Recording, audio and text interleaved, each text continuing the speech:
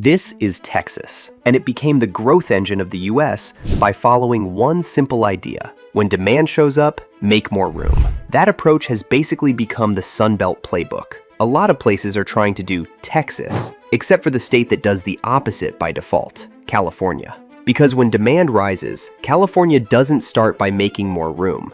It starts by protecting what can't be replaced, tightening the rules, and forcing growth to fit inside boundaries. Same pressure, opposite first move. Now watch how that plays out. Texas feels fast because the land system flexes under pressure. Houston is the clean example. The city of Houston's Planning and Development Department says it plainly. Houston doesn't have zoning, and city codes don't address land use the way zoned cities do. Development still gets governed through other codes, like subdivision rules, but the land use gate is different. No zoning doesn't mean no rules. It means the rules are easier to flex when the market gets hot. So when housing demand spikes, Texas doesn't start with, how do we squeeze this into the map? It starts with, where do we expand, and how fast can we approve it? Now flip it. California starts with an edge Texas doesn't have in the same way, the coast. And California treats the coast like something you can lose forever. That's why the Coastal Commission exists. Born in 1972 and made permanent through the 1976 Coastal Act. California doesn't treat the coast like a reserve lot you open later when demand gets annoying. It treats it like a line you don't casually cross. Texas creates space. California protects space. And that one split changes everything downstream. Housing pattern, commute pattern, infrastructure pattern. Here's the simplest version. Texas tends to relieve pressure by adding capacity. California tends to relieve pressure by deciding where growth is allowed to show up. In 2026, California makes that explicit. SB 79 takes effect July 1st, 2026. It makes qualifying transit-oriented housing an allowed use near specified transit stops in certain counties. California is basically saying, if we're going to build more housing, it needs to be near transit. Texas says, just add more room. Same problem, opposite instinct. Texas loves magnets.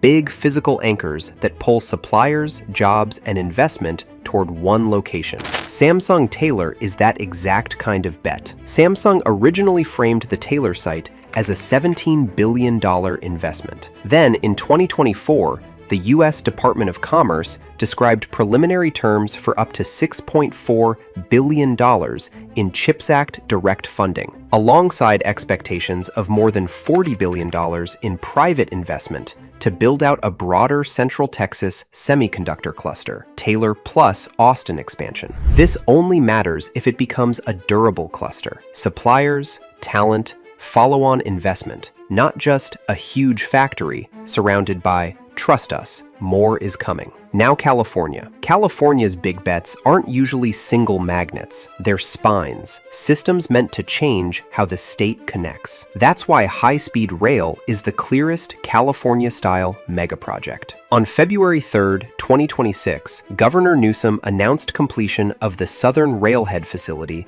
in Kern County, positioned as a milestone enabling staging for track and systems. The same announcement cited 119 miles under active construction, 80+ miles of guideway finished, and 58 completed structures. The test now is simple. Track, systems, testing, operating, rail. Because that's when it stops being construction and becomes transportation. Texas pulls growth toward one site. Waterline in Austin is a perfect signal. KPF says it topped out at 1,025 feet and is scheduled to open in late 2026. The real question isn't, is it tall? It's whether real density forms around it, or if it's a trophy building with the same commute. California signals growth differently. It doesn't rely on one skyline icon. It changes the baseline for everyone. The California Building Standards Commission says the 2025 California Building Standards Code, Title 24, has an effective date of January 1st, 2026. Texas sells proof. California resets the floor, quietly deciding what buildings cost, how they perform, and what normal life feels like in heat, smoke, and higher energy load. Pick your favorite headache. If you want to see the philosophy get loud, watch how each state moves people. Texas's most repeatable megaproject pattern isn't a tower, it's freeway reconstruction. Texas DOT's I-35 Capitol Express Central in Austin is a $4.5 billion 2024 to 2033 rebuild with 2 managed lanes in each direction. And here's the part that makes it feel like a megaproject. Texas DOT says it removes the upper decks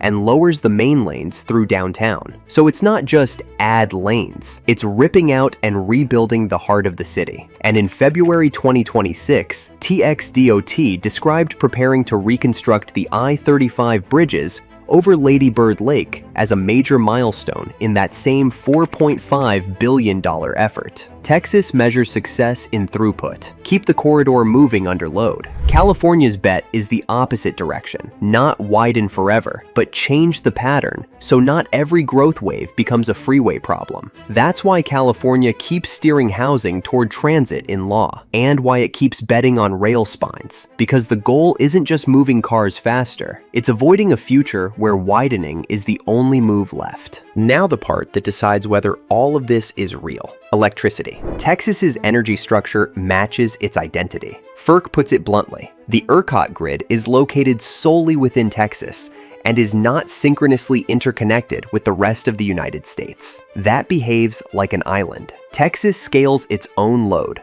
on its own footprint, but scaling isn't free. It shows up as quiet, expensive infrastructure. ERCOT's December 2025 Constraints/Needs report says there are $30.21 billion in future transmission improvement projects expected to be put in service between 2026 and the end of 2031. This only works if reliability holds under growth, because if it slips, it stops being infrastructure and becomes outages, heat, business disruption, and everyone suddenly learning what a substation is. Now California. California's grid story isn't scale the same machine, it's rebuild the machine while it's running. In late 2025, California announced it reached 16,942 megawatts of battery storage available. CAISO says its board approved the 2024 to 2025 transmission plan. 31 projects. Estimated $4.8 billion at full build-out over the next 10 to 15 years. Same requirement. Keep the lights on. Different strategy. Texas is famous for visible momentum.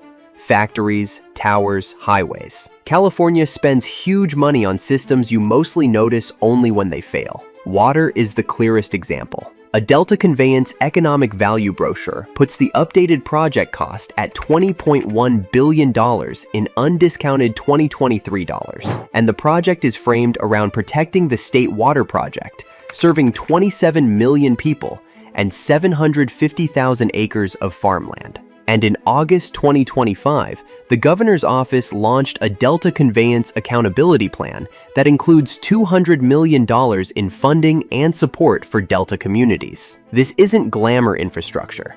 This is, does the state still function under stress infrastructure? Texas is trying to win on speed and absorption.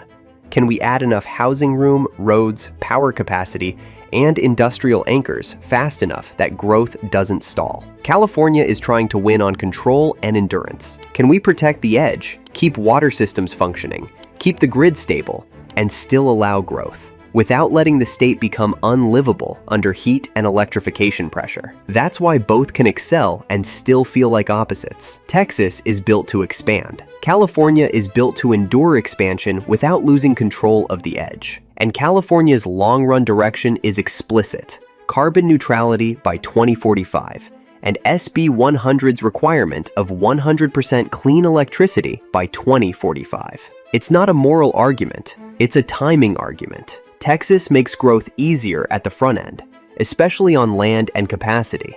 But the bill shows up later.